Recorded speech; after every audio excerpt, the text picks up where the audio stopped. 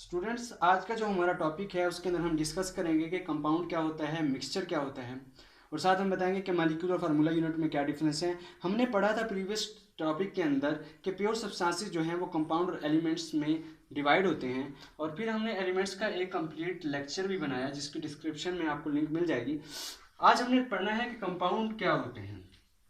Compounds are pure substances made up of two or more element,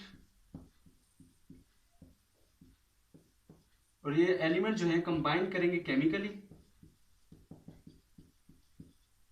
और इसकी जो मास की रेशो होगी वो क्या होगी, फिक्स होगी, फिक्स रेशो बाय मास। हमने भी क्या बताया कि कंपाउंड जो है दो या दो से ज़्यादा एलिमेंट से मिलेंगे जो प्योर सब्सटेंसेस है, और जो मिलेंगे वो किस तरह मिलेंगे, केमिकली मिलेंगे, और उसकी जो रेशो होगी मास के एलिमेंट्स की वो क्या होगी, फिक्स रेशो बाय मास होगा। यहाँ तक हमें समझ आ गई। देखिए, जिस वक्त आपके पास दो एलिमेंट मिले हैं, हम फर्ज कर लेते हैं कि एक Na है और एक Cl है, और इन्होंने बना दिया NaCl। तो जब भी कंपाउंड्स बनता है, जो इसके पहले वाले एलिमेंट्स होते हैं उनकी प्रॉपर्टीज जो है वो बिल्कुल चेंज हो जाती है, जो न्यू आपके पास सब्सटेंस बनता है, कंपाउंड बनता है उससे। तो हम क्या कहेंगे कि Na और Cl की पहली जो प्रॉपर्टीज थी वो NaCl जो बना है उनसे बिल्कुल क्या होंगी, डिफरेंस होंगी। तो हमारे पास जो प्रोडक्ट बनेगा, उसकी प्रोडक्ट जो होगा, कंपाउंड जो होगा, वो हमारे पास उनकी प्रॉपर्टीज पहले एलिमेंट से मैच नहीं करेगी। इसका ये मतलब हो गया। और जो हमारे पास कंपाउंड बनेगा उनको हम फिजिकली मेथड के थ्रू दोबारा एलिमेंट्स के अंदर तब्दील नहीं कर सकते। दोबारा उनको हम क्या कर सकते हैं, फिजिकली मेथड के थ्रू कभी भी NaCl को Na और Cl में कन्वर्ट नहीं कर सकते। यहाँ तक हमें समझ आ गई।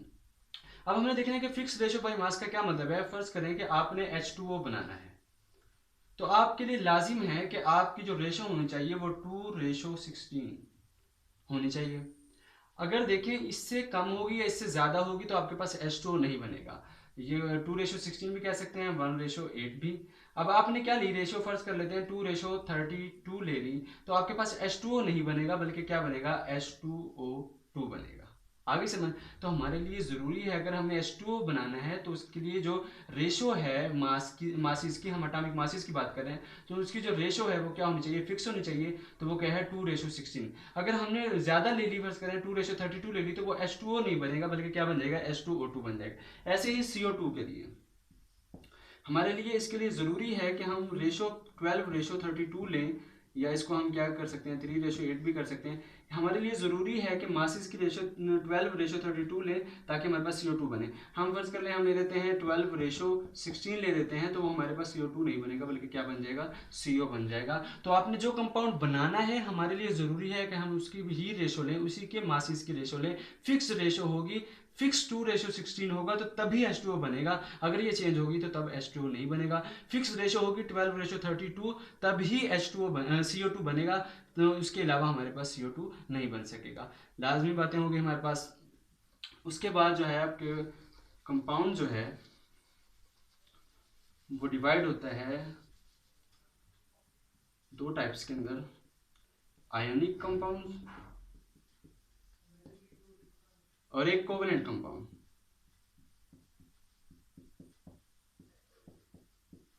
आयनिक कंपाउंड और कोवेलेंट कंपाउंड। देखिए, आयनिक कंपाउंड जो होते हैं ये थ्री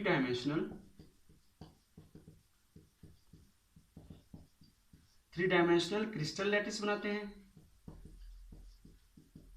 इसका मतलब क्या हुआ कि हमारे पास इसमें एक आयन जो होगा वो अपने ऑपोजिट आयन के साथ क्या होगा, सराउंडेड होगा। मतलब एक आयन ने जो उसके पास उसका जो ऑपोजिट आयन होगा वो उसने उसको क्या होगा, घेरा किया हुआ होगा। यही हमारे पास क्या होते हैं, आयनिक कंपाउंड होते हैं। क्योंकि आयनिक कंपाउंड कैसे बनते हैं, आयनिक बांड के थ्रू। आयनिक बांड के थ्रू क्या होता है कि आयनिक बांड क्या होता है, आपके पास एक इलेक्ट्रॉन की मुकम्मल मुंतकिली होती है, जिसकी वजह से एक पर पॉजिटिव चार्ज आता है और एक पर नेगेटिव चार्ज आता है। तो दो पोल्स बन जाते हैं, एक पॉजिटिव और एक नेगेटिव। और इन दोनों का क्या होता है कि आपके पास ऑपोजिट चार्जेस एक दूसरे को क्या करते हैं, अट्रैक्ट करते हैं, और इनके दरमियान क्या पाई जाती है, अट्रैक्शन फोर्स। तो जितनी अट्रैक्शन फोर्स पाई जाती है उतना ही बॉन्ड क्या होता है, स्ट्रांग होते हैं। और आयनिक कंपाउंड्स के जो बॉन्ड होते हैं वो बहुत ज़्यादा क्या होते हैं, स्ट्रांग होते हैं। इस वजह से इनके मेल्टिंग पॉइंट और बॉइलिंग पॉइंट भी क्या होंगे, स्ट्रांग, बहुत ज़्यादा होंगे। तो मैंने क्या बात की कि आयनिक कंपाउंड जो है 3 डायमेंशनल क्रिस्टल लैटिस बनाते हैं, और इसका जो एक चार्ज है वो अपने ऑपोजिट चार्ज के थ्रू क्या होता है, सराउंडेड हुआ होता है। जैसे हम फर्ज कर लेते हैं, आपने अगर आगे जाकर पढ़ेंगे कि एक Na जो है 6Cl के साथ क्या होता है, सराउंड किया हुआ होता है क्रिस्टल लैटिस का। जब आप इसका स्ट्रक्चर पढ़ेंगे तो मतलब हम क्या हुआ कि एक इसका जो एक आयन है वो अपने ऑपोजिट आयन से क्या हुआ होगा, घिरा हुआ होगा, और इसी वजह से इनके दरमियान अट्रैक्शन होगी, और अट्रैक्शन होने की वजह से इनका मेल्टिंग पॉइंट और बॉइलिंग पॉइंट बहुत ज़्यादा हो जाएगा। कोवलेंट कंपाउंड जो होते हैं वो आपके पास क्या होते हैं, मॉलिक्यूल की शक्ल में पाए जाते हैं। किसकी शक्ल में, मॉलिक्यूल की शक्ल में पाए जाते हैं। तो इनका जो फार्मूला होगा उनको हम क्या कहेंगे, मॉलिक्यूलर फार्मूला।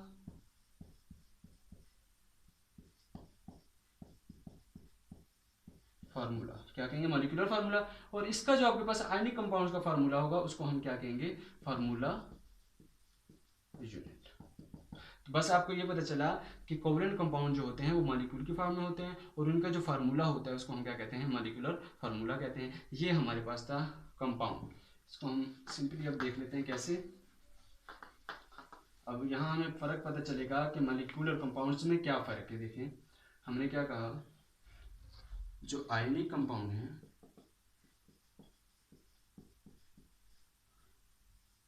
और कोवलेंट कंपाउंड ये क्रिस्टल लैटिस बनाते हैं, और ये जो है आपके पास मॉलिक्यूल बनाते हैं।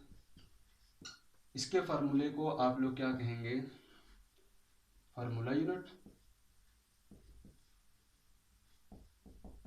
और इसके फार्मूले को कहेंगे मॉलिक्यूलर फार्मूला।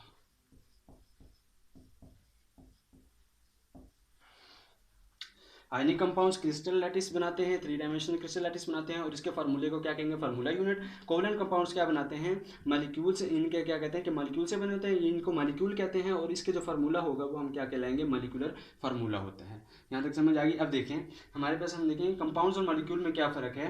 आपके पास जितने भी कंपाउंड्स हैं, जो भी कंपाउंड होता है उसको हम क्या कहते हैं, मॉलिक्यूल भी कहते हैं। जो भी आपके पास कंपाउंड्स होते हैं उनको हम क्या कहेंगे, मॉलिक्यूल कहेंगे। लेकिन जो आपके पास हर मॉलिक्यूल जो होता है वो कंपाउंड नहीं होता। मैंने क्या कहा, every compound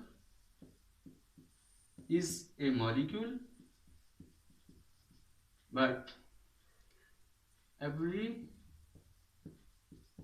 molecule is not a compound. देखिए जो मॉलिक्यूल सेम एटम से मिलकर बना होगा वो आपके पास कंपाउंड नहीं कहलाएगा, जो डिफरेंट से मिलके बना होगा उसको हम क्या कहेंगे, कंपाउंड कहेंगे। लेकिन हर जो आपके पास कंपाउंड है वो आपके पास क्या कहलाता है, मॉलिक्यूल कहलाता है। Every molecule is not a compound, और every compound is a molecule. आपको समझ आ गई कि जो सेम एटम से मॉलिक्यूल बने होंगे वो आपके पास कंपाउंड नहीं कहलाएंगे।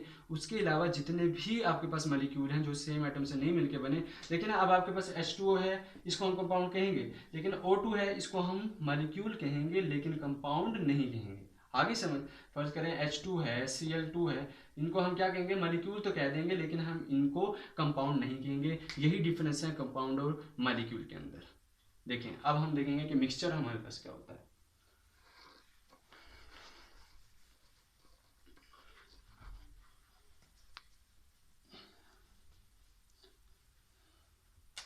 मिक्सचर,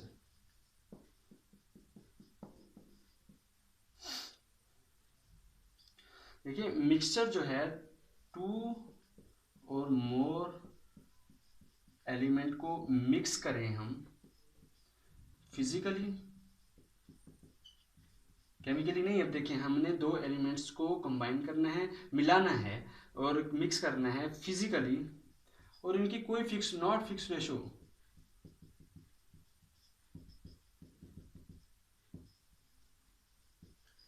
और इनके जो मास की रेशो है वो भी फिक्स ना हो, हमारे पास क्या कहलाता है, मिक्सचर कहलाता है। मैंने क्या बताया कि जो मिक्सचर है वो 2 मोर एलिमेंट्स या कंपाउंड्स भी कह सकते हैं। मतलब आपके पास 2 या 2 से ज़्यादा कंपाउंड्स या एलिमेंट्स आपस में मिलेंगे लेकिन फिजिकली मिलेंगे, और उनकी जो रेशो होगी वो फिक्स नहीं होगी, तो हमारे पास क्या कहलाएगा, मिक्सचर कहलाएगा। और मिक्सचर को हम क्या कर सकते हैं, फिजिकली अलग कर सकते हैं। उसके लिए मेथड्स हैं। पहला हमारे पास है distillation, distillation filtration, evaporation, crystallization और मैग्नेटाइजेशन।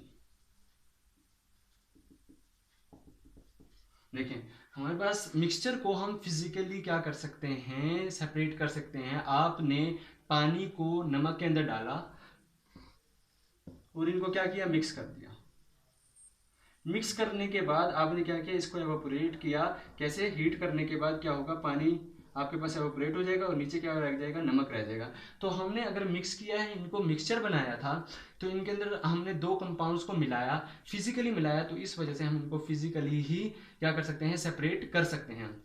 उसके मेथड्स हैं, मेथड में डिस्टिलेशन आता है, फिल्ट्रेशन आता है, एवापोरेशन आता है, क्रिस्टलाइजेशन आता है और मैग्नेटाइजेशन आता है। डिस्टिलेशन का आपको पता है कि बॉइलिंग पॉइंट की बुनियाद पर क्या करना, अलग करना। फिल्ट्रेशन का क्या मतलब है, फिल्टर लगा के अलग करना। एवापोरेशन का क्या मतलब है, हीट करेंगे तो एवापोरेट हो जाएगा, इस तरह अलग करना। क्रिस्टलाइजेशन का क्या मतलब है, क्रिस्टल्स बनाकर अलग करना।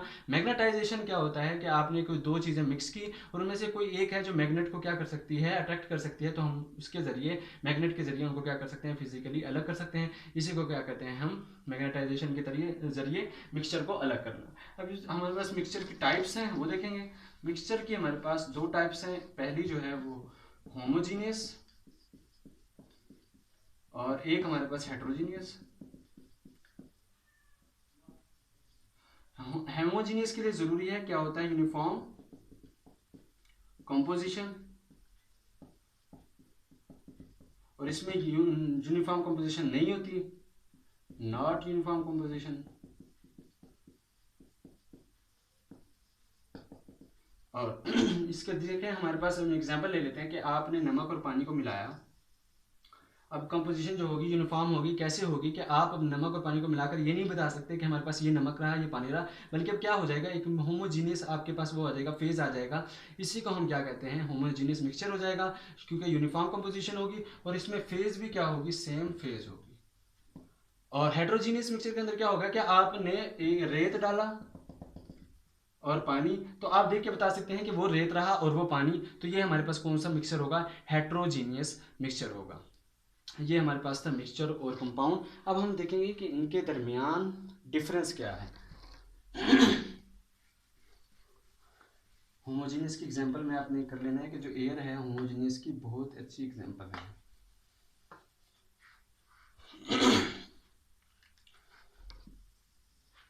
Compound, mixture. देखें, कंपाउंड जो है वो केमिकली कंबाइन करेंगे पहली, और ये फिजिकली कंबाइन करेंगे।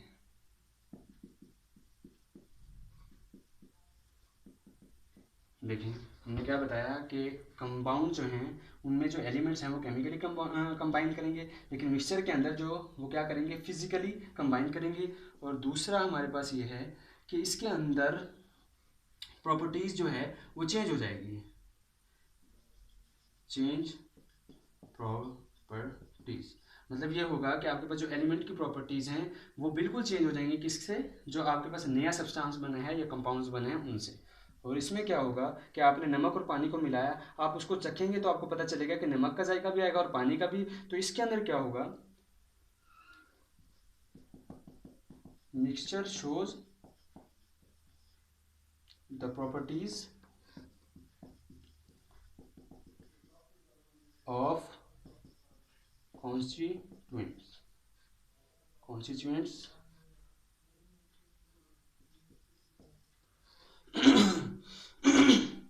देखें, मिक्सचर जो है वो शो करता है अपनी प्रॉपर्टीज ऑफ कॉन्स्टिट्यूएंट। जो आपने जिससे मिक्सचर बनाया है वो अपनी प्रॉपर्टीज क्या करेगा, शो करेगा। इसकी जो होती है फिक्स्ड रेशो बाय मास होती है, और इसकी जो रेशो होती है नॉट फिक्स्ड। यहाँ तक आप अच्छा। उसके बाद हमारे पास जो है ये होमोजीनियस होता है, और कंपाउंड हमेशा होमोजीनियस होते हैं। ये हेट्रो भी हो सकता है और होमो। फिफ्थ पे हमारे पास ये आएगा, इसका स्पेसिफिक केमिकल फार्मूला होता है, chemical formula not have any chemical formula।